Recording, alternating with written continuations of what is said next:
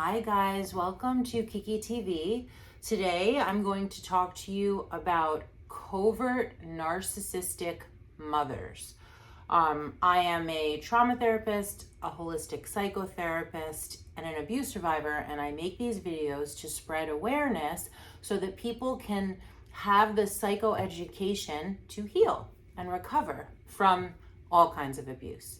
So today I'm going to talk about covert narcissistic moms and what that looks like. So before I do that, let's just talk about what an overt narcissist looks like.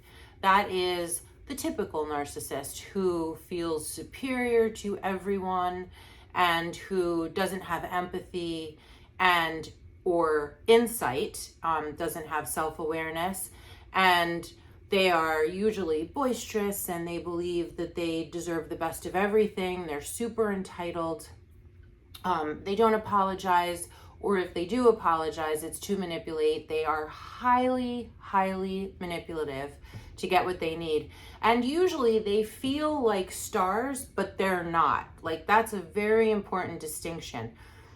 You can have narcissistic traits, meaning you act narcissistic-y without meeting the criteria for having the personality disorder. So if you feel like you're better than everyone, but like that you're smarter than everyone, that you deserve all the best, but it's not true, like it's clearly delusional because it's not based on anything in reality, then probably we have a narcissistic personality disorder. So now let's talk about covert narcissism. Covert narcissism, this kind of narcissist is different than an overt because they're quiet. They're not pompous and they're not braggadocious and arrogant. Actually, they seem to be kind of victim-y, martyr-y. They are sort of quietly elitist, and they don't really tell people that they feel elite. They just act like it, but you really have to watch. They're also very manipulative, and it's all about them. So they also don't have empathy, and they also don't have insight, and they're also not, they don't apologize. And if they do apologize, it's definitely because they're trying to manipulate you. So, but it's all sort of undercover, and there's like a serious victimness to a covert narcissist. Also, both of these are, the overt and the covert narcissist are very, very jealous and envious, and they believe that other people are jealous and envious of them. So now, let's talk about what a covert narcissistic mom is like. So a covert narcissistic mom, this kind of mother really cannot think outside of herself. So she isn't, if you don't have empathy, it's very difficult to be a good mom because you can't appreciate what a child needs. So that's the first thing. The problem is that covert narcissistic mothers are not very good at reading and understanding and feeling what the child needs. They're all about what they need. So a child of a covert narcissistic mother is not having their needs met. And actually they learn over time that what they need to do is meet the mother's need in order to keep the peace, placate the abuser, which by the way is called the fawn trauma response. When the person placates the abuser in order to try to keep the peace. I made a whole video on that. Please go check it out. Another thing that the covert narcissistic mother does is they guilt trip. Everything is about how much they do and like why you should fall down and love them and worship them because they really do so much. Like, instead of just asking for what they need, they make their own children feel bad for needing things, which is very bad for a child because a child needs to know, number one, that they are safe and secure and that they can have their needs met. A covert narcissistic mom may not meet your needs, and certainly they don't understand that you have needs, nor do they care. And so a covert narcissistic mother's child will feel neglected and abandoned and abused simply because they just, their needs are not being met. But they will be guilted. They will be guilted. Guilt is a way to manipulate. The end. So if you have someone who's really guilting in your life, have a real look at them. Have a real look at them, because love is symbiotic. I love you, you love me, it's my pleasure, it's your pleasure, like, it's beautiful, I'm honored to be your mother, like, this is how it should be. Like, what do you need? I'm happy to give it to you. That makes a very secure child. A covert narcissistic mother is a martyr, and she guilts the child. Oh, they work so hard, and they do everything, and they get nothing, and they're so exhausted, and it makes the child basically parentified, because the child is now working overtime out of guilt to make the covert narcissistic mom happy, which can never happen, because they're also black holes of need.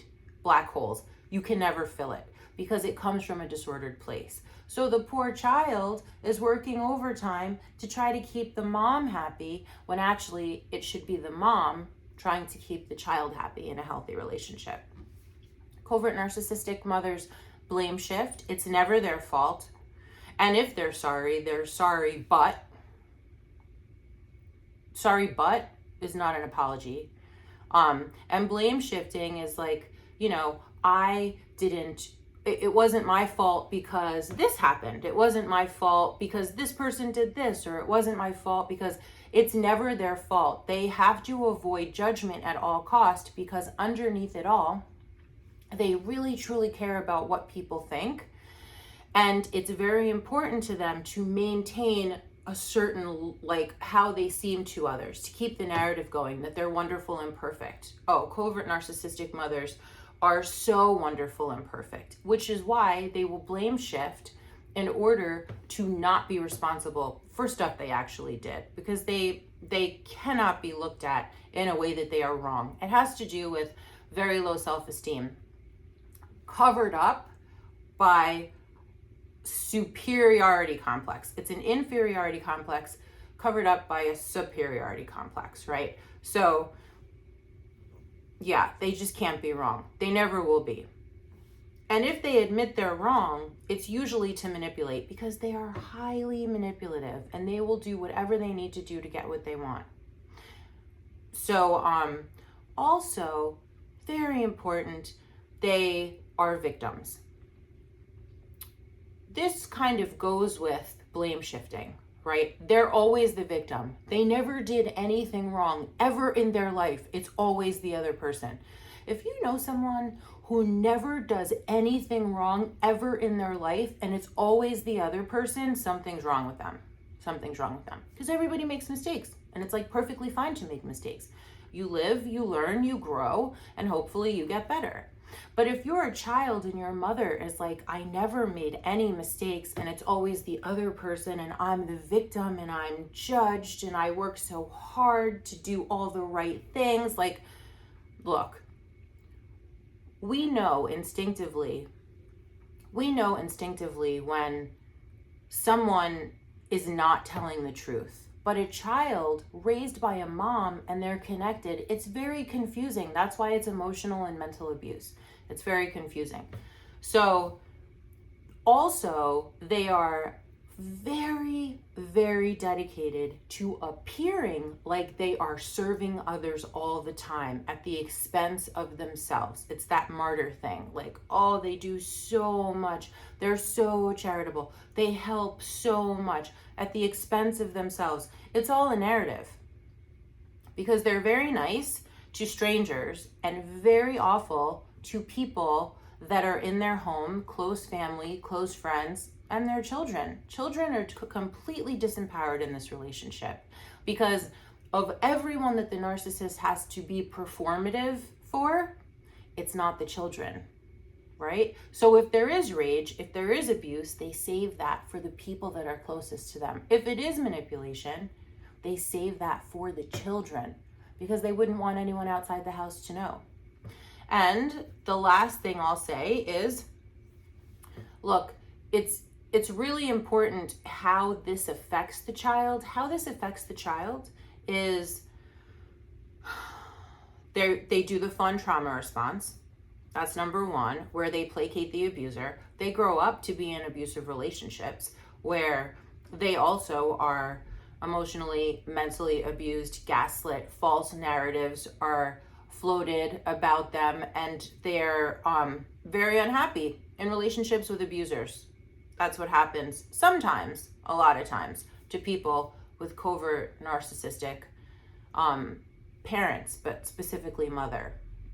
And so it's very important, if you recognize any of these things, that you get therapy, trauma therapy, because what happens is over a lifetime, this causes complex post-traumatic stress disorder, CPTSD. It's very important that you treat this. And it's insidious and hard to spot, right? I gave this metaphor when I was talking about emotional abuse, that it's like when you put a frog in boiling water, it'll jump out. But if you put a frog in a pot of water and you slowly turn it up over a period of time, they're getting used to the heat and they're not jumping out, and they'll die in there. And that's what it's like to grow up with a parent who's emotionally and mentally abusive. We barely even understand that that's what's happening. And then we grow up and we choose to be with horrible people who also abuse us. So it's very important to get therapy about this and to fix it, because you know why? You can heal. Thank you for watching. Thank you for liking and subscribing, and I will see you soon. Bye for now.